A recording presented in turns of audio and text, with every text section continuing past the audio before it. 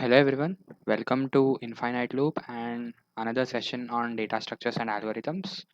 So in this session, we will discuss about space complexity. Okay, so we have seen in our previous discussions, right? We have discussed in detail about time complexity, right?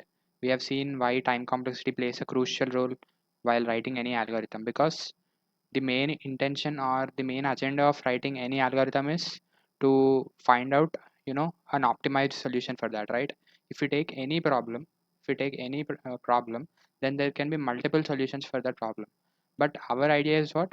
Our idea is to find out an efficient solution for that problem.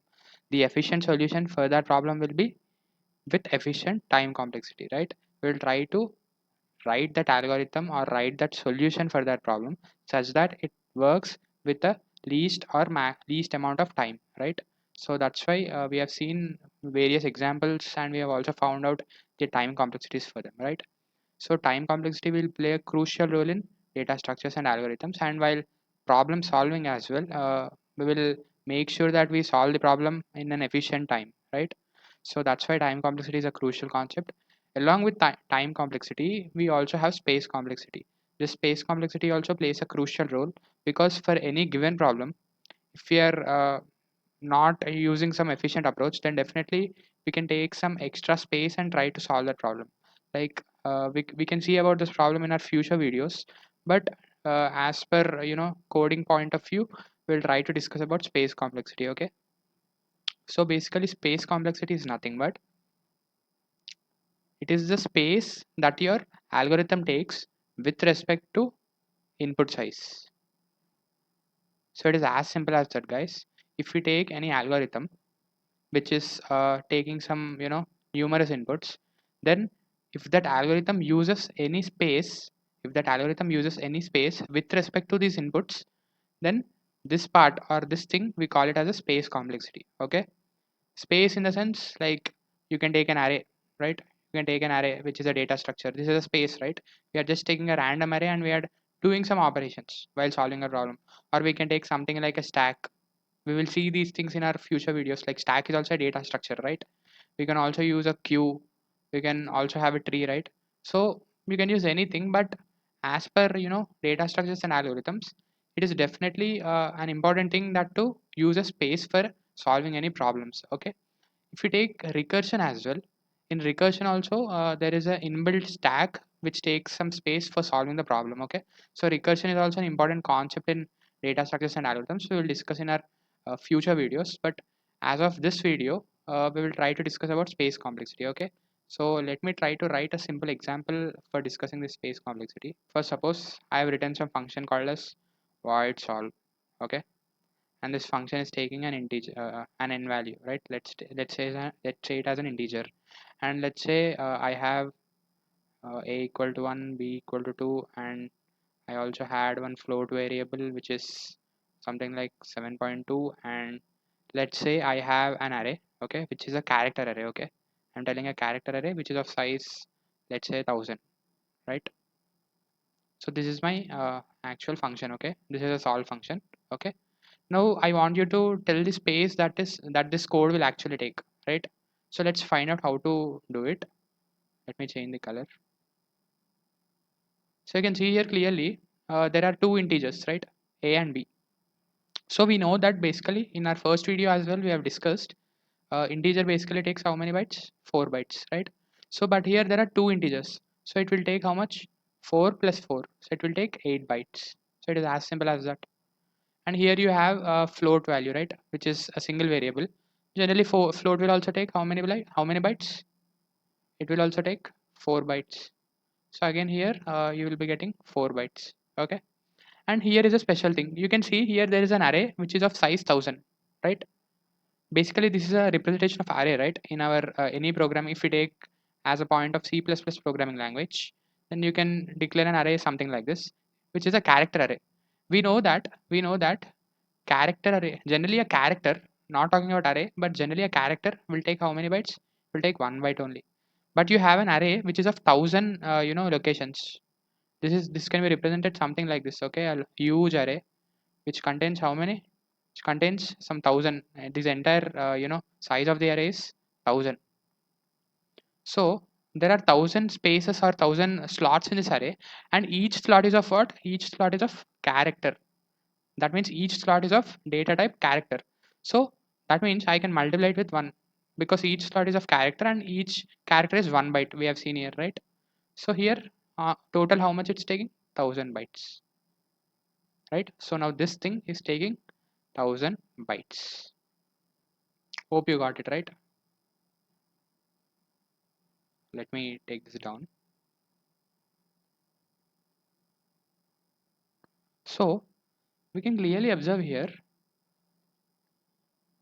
total, if we try to sum up this entire space that this thing is taking, 8 plus 4 plus 1000, right? So it is taking something like 1012 bytes, right? So this code snippet, basically this solve function, is taking how many bytes?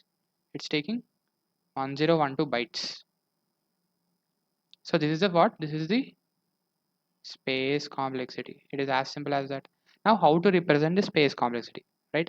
In our previous sessions we have seen how to represent time complexity. We have seen big O notation and we have seen omega theta, right? Here also we will use the same notations. Okay, we will use this big O notation, but remember here this we can write this as something like big O of 1012. But I have told you in the previous session, right? If you have any constant, then we will say it on an average we will say it as big O of 1, which is constant time complexity, right? So it is as simple as that. So this code generally takes how much time? Constant time complexity.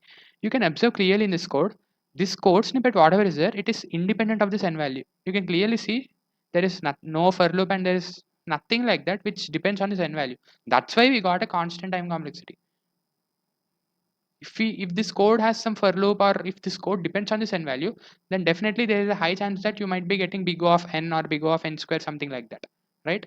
So that's why this code snippet basically is independent of this n value, right? That's why we got it as a constant. These all things are constant operations which computer can do, right? So that was about the first example. Let's try to make the example more interesting. Let me say I'll write the same function void solve, which is taking int n as input. Okay, and I'm going to write the same things again. Int a equal to 10, b equal to some 30, and similarly I'll be writing the float which is some 8.3. And now you check here, I'm writing a character array. Okay, let me say the array to be something like AR. Okay, now this array has input n.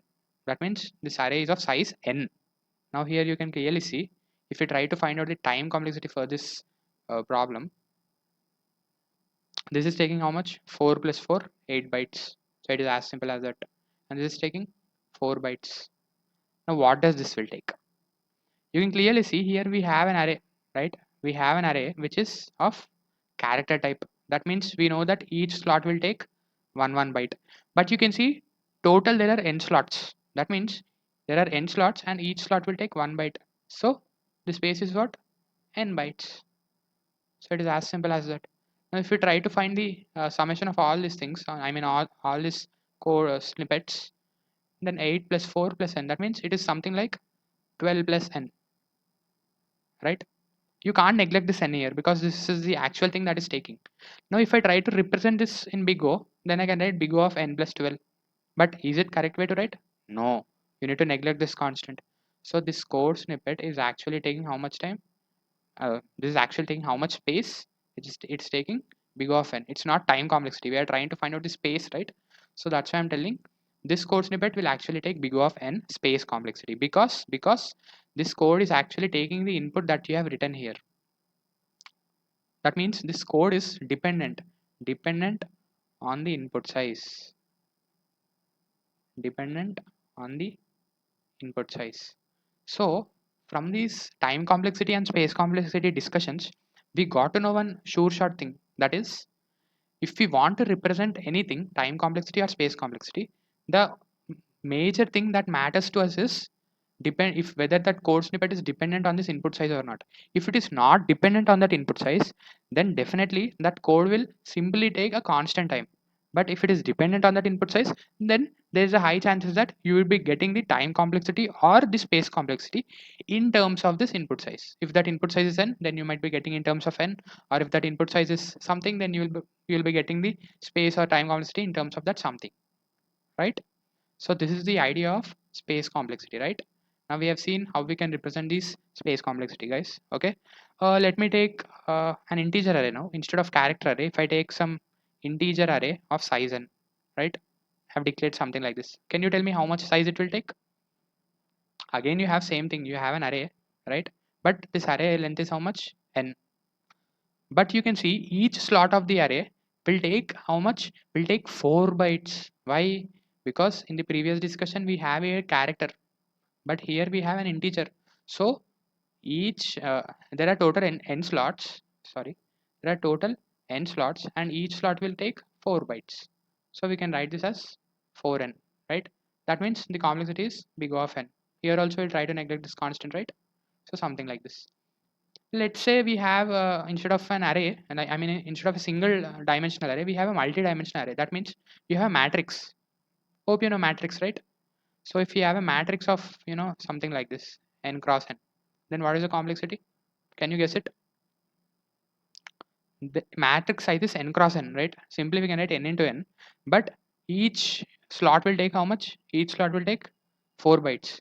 So again, you will be getting 4 n square. Now instead of n, we got n square. Why? It's a matrix, right? Right? This is an array, and if we write a 2D array, then it will be something like this, right? Here you have 0, 1, 2, 3. Here you have 0, 1, 2. And in the singular array, we will be having something like this, right?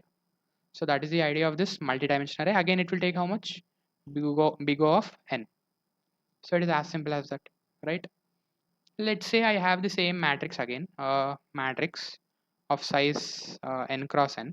And let's say I have, let's say this is matrix 1, and I have another matrix which is matrix 2, which of size n cross n. Now can you guess the complexity? I mean space complexity. This is taking n square. This is taking n square.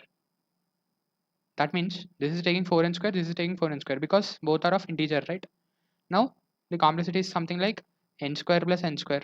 I mean 4n square plus 4n square. It is something like 8n square. You can write something like this, right? So this comes out to be something like big O of n square, right? You can clearly see here you have two matrices. If you have two matrices, you would be thinking something like n square into n square. No, not like that. Here we are trying to find the space, right?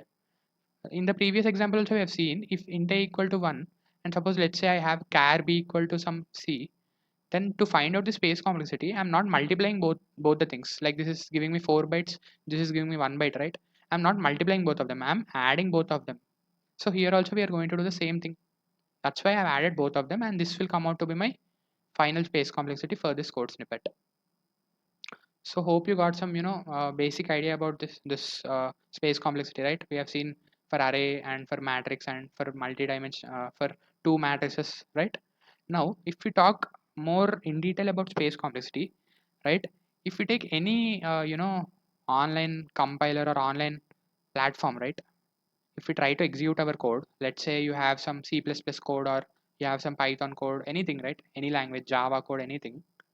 If you try to execute that code in any platform, generally in that platform there will be a space limit given.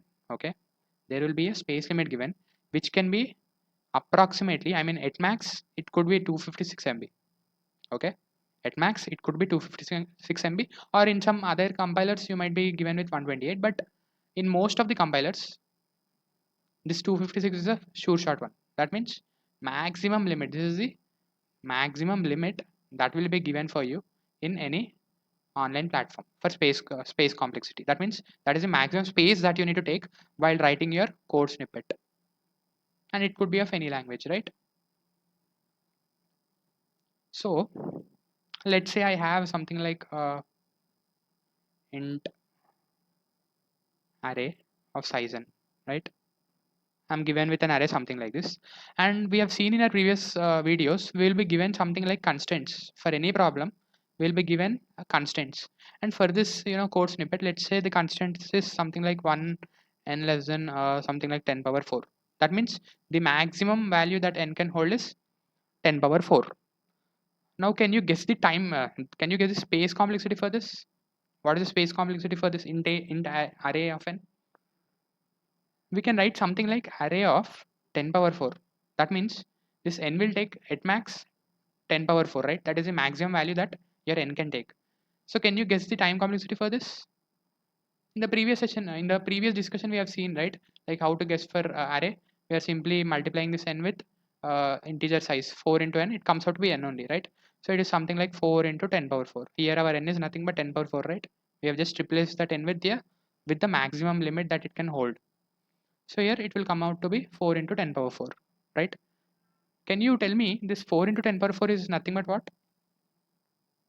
It is simply bytes, right? 4 into 10 power 4 bytes. That means if we take something like, as I said, we'll be having maximum limit of 256 MB, right? 256 MB. So here we have 4 into 10 power 4 bytes. If we try to be more detailed, we know that 1 MB is 10 power 6 bytes. And we also know 1 KB is what? 10 power 3 bytes. This is the basic mathematics we have seen, right? Now, can you represent this thing which is there in bytes in MB or something like KB? Yes, you can write it as 40 KB. Hope you got it right. We are writing 40 into 10 power 3. 4 into 10 power 4 is nothing but 40 into 10 power 3, right? So that's why I'm writing 40 KB. This 10 power 3 is nothing but kilobytes. So we have seen our maximum limit will be, I mean, for any online platform, we have seen that 256 is the maximum thing that it can hold. So here we got 40 KB, which is, too less. That means it can hold it off. There is nothing a problem in this code snippet. So this will, if you take a space of this like this, if you take a space of like this or something like 10 power 4, then this code will definitely work. Okay. So let me try to change my color. Let's say I have something like another thing, int, sorry, something had gone wrong.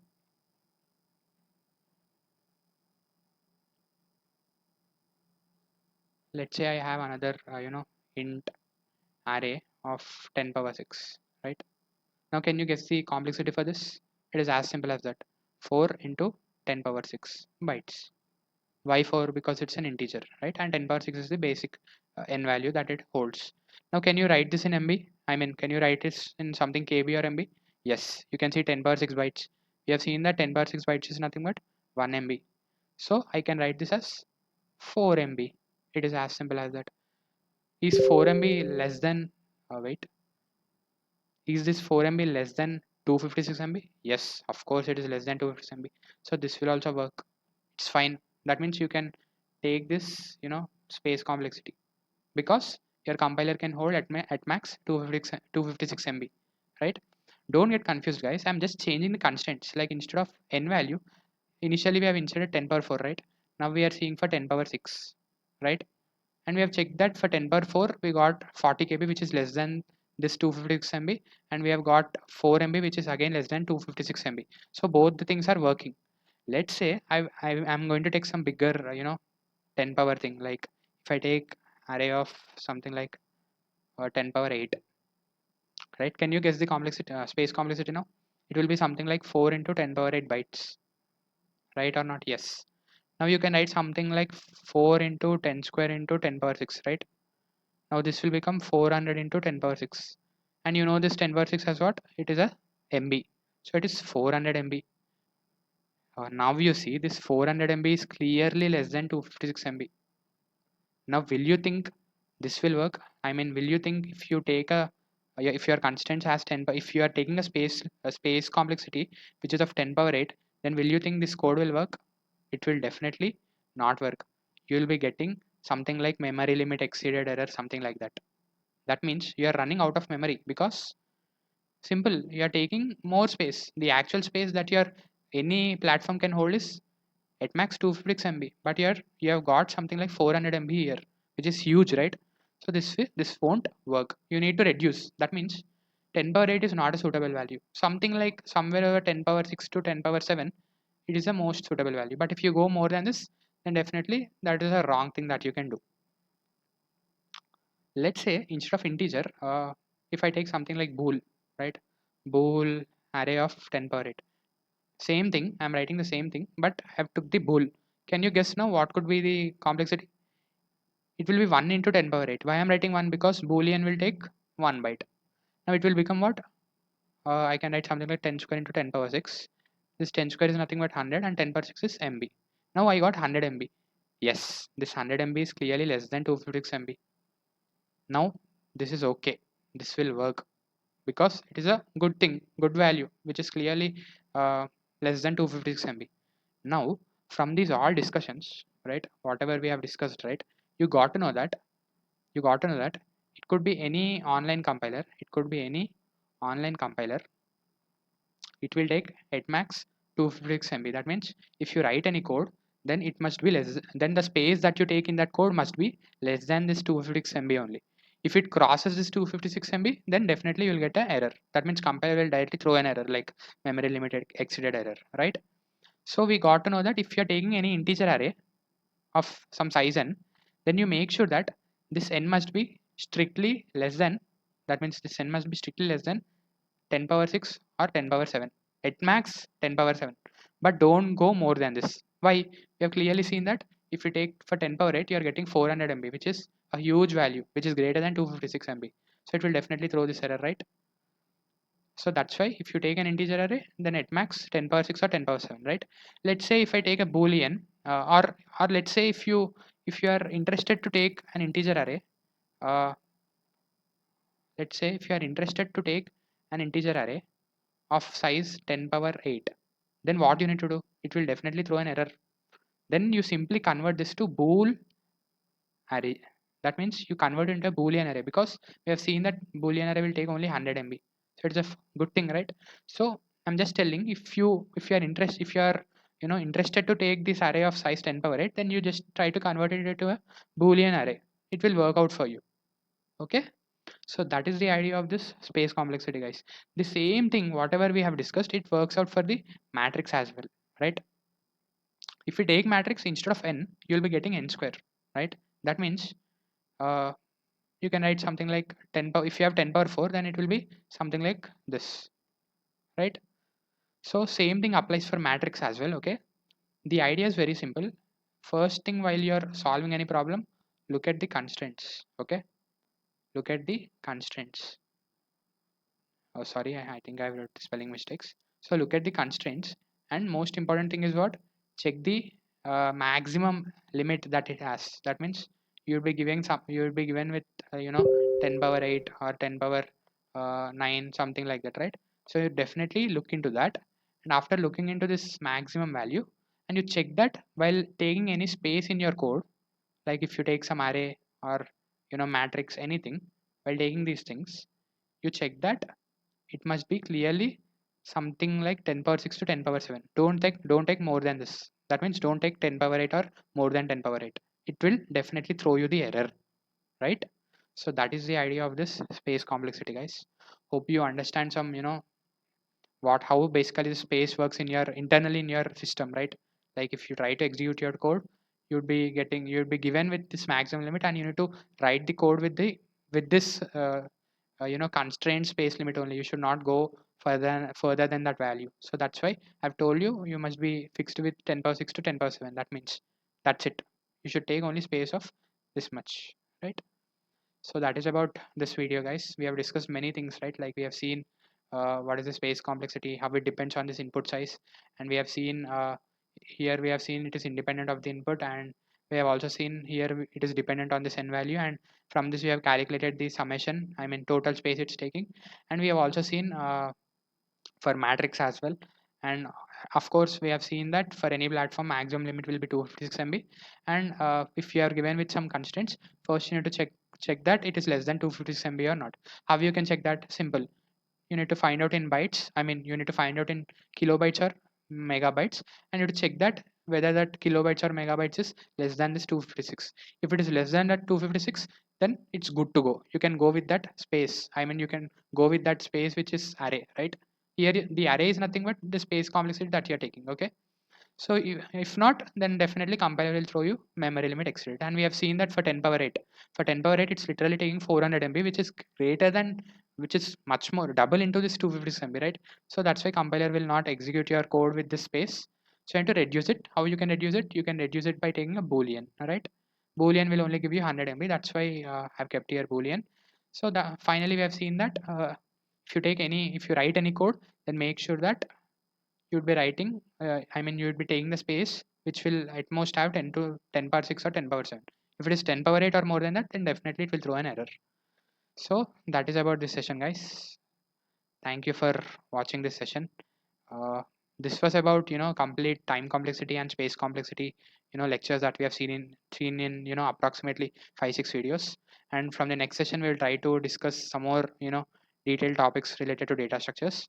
So thank you for watching this channel. If you like my content and if you found my time as valuable, then definitely like, share, and don't forget to subscribe to my channel, and definitely hold that bell icon as well.